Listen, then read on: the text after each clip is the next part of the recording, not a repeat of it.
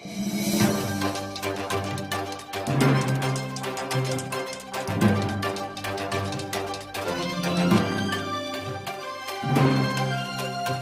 we are the actual patriotic.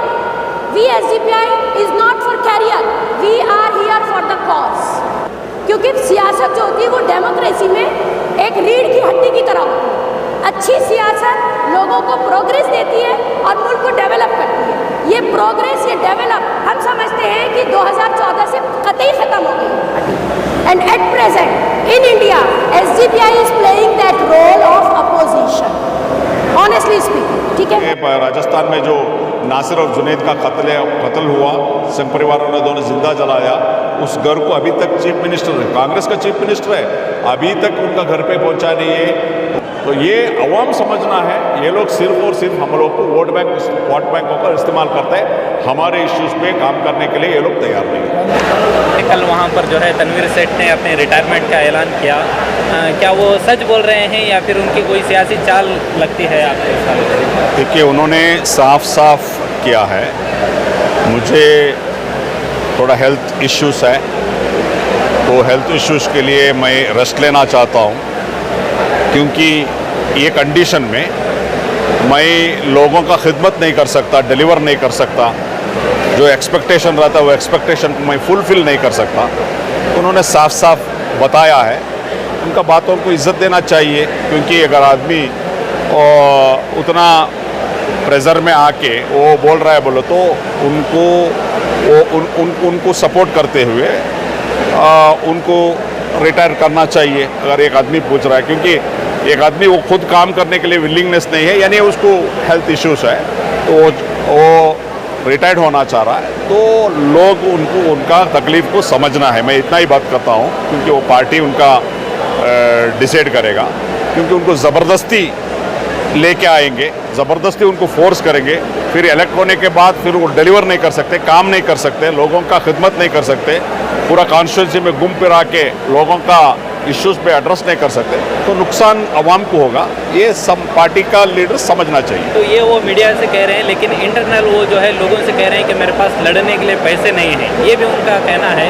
तो क्या ये सही में वो स्ट्रैटेजी अपनाने की कोशिश कर रहे हैं? पता नहीं, वो उनको पूछना है, मैं तो इतना ही कहना चाहता हूँ, क्योंकि अवाम समझना है, बस अवाम समझ के अवाम डिसाइड करना है, क्योंकि जो भी है, मैं सभी तमाम सियासतदान को यही बताना चाहता हूँ, आपका ज़िंदगी में आप ट्रांसपेरेंसी रहिए, क्योंकि अगर अवाम समझ गए तो कोई बात करने का ज़रूरत नहीं है। अवाम अगर समझते हैं तो अवाम कहते कोई भी सियासत ट्रांसपेरेंसी के साथ रहना है, जो है वो है, जो नहीं है वो नहीं है। सर, एक तरफ जो है सियासी जमात जो है अपनी वो एक ही हिमायत करने वाली इस तरह दावे करती है। जब पदयात्रा हो रही थी राहुल गांधी की, वो मैसूर पहुँचते हैं, सुल्तान के पास नहीं पहुँचते। दूसरी तरफ फ्रीडम फाइटर्स का जो एक पोस्टर बनता है जो कांग्रेस से ताल्लुक रखते हैं, उसमें मुसलमानों के जो है एक भी नाम नहीं रहता, तो इसको आप किस तरह से देखते हैं? देखिए, कांग्रेस को क्या हो गया, कांग्रेस को इत्मीनान यह है कि मुसलमान बीजेपी को डर के वोट देने वाला है, तो इसलिए कोई काम करने का ज़रूरत नहीं है, इसलिए ये लोग कम्प्लीटली नेगलेक्ट कर रहे हैं, कोई इश्यू भी बात नहीं कर रहे। परसों आप देखे राजस्थान में जो नासिर और जुनैद का कत्ल हुआ, संघ परिवारों ने दोनों जिंदा जलाया, उस घर को अभी तक चीफ मिनिस्टर, कांग्रेस का चीफ मिनिस्टर है, अभी तक उनका घर पे पहुंचा नहीं है। उनको या सचिन पायलट हो या कोई भी लीडर्स नहीं गया, सिर्फ और सिर्फ चंद मुसलमान लीडर्स गया है, नंबर 1। तो इसमें क्या मालूम होता है, क्योंकि देखो जो उदयपुर में कन्हैया लाल का जो हत्या हुआ था, उस टाइम में फ़ौरन मुख्यमंत्री उधर चले जाते हैं, उनका जो कॉम्पनसेशन डिक्लेयर करते हैं, हिम्मत अफजाई करते हैं, फैमिली के साथ करते हैं। ये दो डिफ्रेंशिएट क्यों? तो ये अवाम समझना है, ये लोग सिर्फ और सिर्फ हम लोग को वोट बैंकों का इस्तेमाल करते हैं, हमारे इश्यूज़ पे काम करने के लिए ये लोग तैयार नहीं है। कांग्रेस के मुस्लिम लीडर्स जो है कभी ये कहते हैं कि सिर्फ आइद हमारा ही मुसलमानों के आइद है, ऐसा दावा करते हैं, इसका किस तरह से? इनका इनकैपेबिलिटी है, मुस्लिम लीडर्स का इनकैपेबिलिटी दिखाता है। मुस्लिम लीडर्स का इश्यूज को एड्रेस करने के लिए, बात करने के लिए, काम करने के लिए हजारों लाखों लोग हैं। उनको वो लीडर्स को आइडेंटिफिकेशन करना है, वो लोग लीडर्स को मौका देना है। Thank you. इलेक्शन में कर्नाटका का उसके ताल्लुक से इसकी क्या अहमियत है, और नई दूसरी लिस्ट भी जारी की गई है पार्टी की तरफ से, तो क्या उम्मीद है आने वाले इलेक्शन में कितने कैंडिडेट को जीत मिल सकती है एसडीपीआई? देखिए, हमारा काम तो फील्ड पे उतरना है, हमारा काम लड़ना है। ये जो फाइट है डेमोक्रेसी में, ये फाइट बहुत इम्पॉर्टेंट है, क्योंकि हम मानते हैं कि इंडिया जो कि एक बहुत बड़ी डेमोक्रेटिक कंट्री है, तो उस डेमोक्रेसी की जो पिलर्स हैं उनमें से एक सबसे बड़ा पिलर है opposition party. And at present in India SDPI is playing that role of opposition, honestly speaking, ठीक है।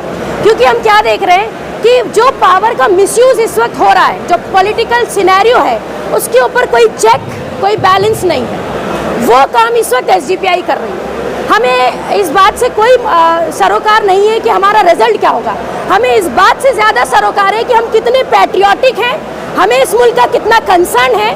उस फिक्र के तहत हम अपने कैंडिडेट्स उतार रहे हैं, क्योंकि हम इस मासूम जनता को जो जुल्म अभी इस वक्त सह रही है, हर तरह का जुल्म सह रही है, चाहे वो पॉलिटिकल सियासत में भी जुल्म हो रहा है, सोशली तो हम देख ही रहे हैं कि किस तरह से माशरे में लोग जो है वो पीड़ित किए जा रहे हैं, प्रताड़ित किए जा रहे हैं, प्लस इसके अलावा इकोनॉमिकली भी, इमोशनली, साइकोलॉजिकली जिस तरीके से इस वक्त हिंदुस्तान की जनता सफ़र हो रही है, हम ऐसे में अपनी जिम्मेदारी समझते हैं कि हम आज अपने मुल्क के लिए क्या कर सकते हैं। So we are the actual patriotic, we SDPI is not for career, we are here for the cause. ये आज का लीडरशिप समिट जो था वो इस बात का सबूत है कि हम आज यहाँ मिल के अपने लीडर्स को ना सिर्फ मोटिवेट कर रहे हैं, बल्कि हम इस बात की फिक्र कर रहे हैं और ये सोच रखते हैं कि आने वाले दिनों में हिंदुस्तान में पॉलिटिक्स जो है वो आम जनता को किधर लेके जाएगी। क्योंकि सियासत जो होती है वो डेमोक्रेसी में एक रीढ़ की हड्डी की तरह होती है।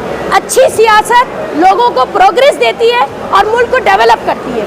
ये प्रोग्रेस, ये डेवलप हम समझते हैं कि 2014 से कतई ख़त्म हो गई है। तो अपनी उसी जिम्मेदारी को समझते हुए हम आज इलेक्शंस में उतर रहे हैं। हमें उम्मीद है कि हमने काम किया है तो जनता हमें ज़रूर सपोर्ट करेगी, और इसके अलावा सपोर्ट के अलावा भी हम जो एक माशरे में अच्छा पैगाम दे सकते हैं, अवेयरनेस, पॉलिटिकल अवेयरनेस। मैं समझती हूँ आज एक वक्त की रोटी ना मिले मगर पॉलिटिकल अवेयरनेस होना इतना ज़्यादा इम्पॉर्टेंट हो, क्योंकि it's the question of our existence. जिस तरह से अभी स्टेट में कांग्रेस पार्टी भी है और रीजनल पार्टी जेडीएस भी है, वो उम्मीद करते हैं कि इस बार जो है अपोजिशन की जो पार्टी बनेगी वो कांग्रेस और जेडीएस की बन सकती है, लेकिन एसडीपीआई का इसमें क्या रोल होगा? देखिए, एक बात सुनिए, मैंने आपको वैसे सारे जवाब एक साथ दे दिए हैं। जाहिर सी बात है कि जेडीएस हो या कांग्रेस हो या कोई भी और रीजनल पार्टी हो, वो प्योरली पॉलिटिक्स कर रहे हैं। मगर मैंने अभी आपको क्या कहा, हमारी पॉलिटिक्स एक कॉज के लिए है। वो क्या कॉज है? सोशल सिक्योरिटी, सोशल जस्टिस, क्योंकि हमारा नाम ही है डेमोक्रेटिक सोशल पार्टी। हम उसके लिए काम कर रहे हैं। हम सिर्फ ये नहीं चाह रहे हैं कि हम पॉलिटिक्स में अपना कोई करियर बनाएंगे, बल्कि हम ये चाह रहे हैं कि हमारी पॉलिटिक्स अब ये डायरेक्शन तय करे कि हिंदुस्तान की जनता एक्चुअली क्या चाहती है।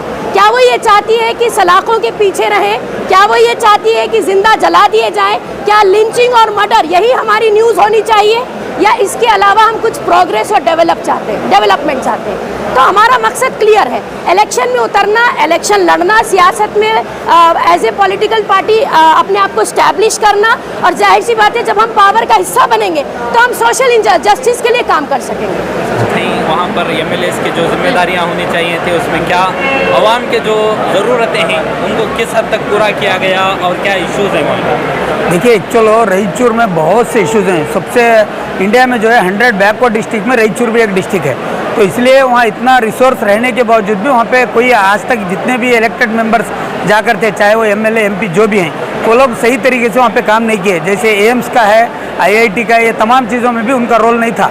तो इसके वजह से अवाम चाहती वहाँ पे बदलाव लाना बोलकर, तो इसके वजह से आज जो भी लोग, ये जो कैंडिडेट्स हैं लास्ट टाइम जो जीत कर हैं, उन्होंने इससे पहले जेडीएस में थे, अभी बीजेपी में, कोई भी वो पार्टियों को उनको कोई ये नहीं है, उनका टोटली पावर में आना बोलकर कोई भी पार्टी बदल कर आ रही, चेहरे वही हैं। तो अब पब्लिक क्या चाह रही है वहाँ पे, social democratic party of India को एक मौका देना बोलकर, तो हमारे आज नेशनल प्रेसिडेंट भी जो है रायचूर को कंसीडर करते हुए तमाम चीज़ों को मद्देनजर रखते हुए कैंडिडेट डिक्लेयर किए।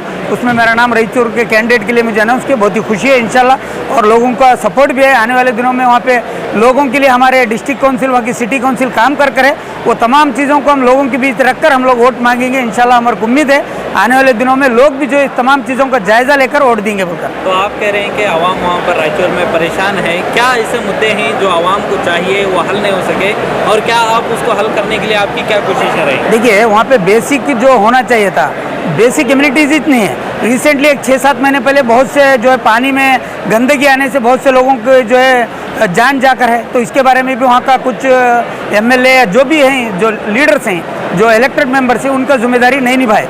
और इसके बावजूद भी आज भी वहाँ पे जो गंदगी है, एक सिटी बोले तो सिटी के हिसाब से नहीं है, बहुत ही बैकवर्ड सिटी है वो। तो इसके लिए जो जिम्मेदार होना चाहिए था, ये ऑलरेडी क्या है, जो 40% गवर्नमेंट के जो ऐसे जो चल रहे मामले, रिश्वत के मामले, तो इसकी वजह से वहाँ के एमएलए भी और जो भी इलेक्टेड मेंबर्स हैं वो तमाम चीज़ें रिश्वत के इसमें इन्वॉल्व करें। तो हमारी एक साफ़ सुथरी सियासत हम लोग करना बोलकर हमारा कॉन्सेप्ट है, लोगों को समझ में आकर SDP एक वाहिद अल्टरनेट बोलकर, तो इंशाल्लाह हम लोग लोगों के इश्यूज़ के लिए हम लोग काम करेंगे। हमारा मकसद है रिश्वत के खिलाफ हम लोग काम करेंगे। आपका नाम? सैयद इसहाक हुसैन, मैं SDP का स्टेट ट्रेजरर हूँ। अब मुझे जिम्मेदारी एज ए कैंडिडेट वहाँ पे अनाउंस करें, तो इंशाल्लाह आने वाले दिनों में तमाम चैलेंजेस को हम लोग लेकर चलेंगे।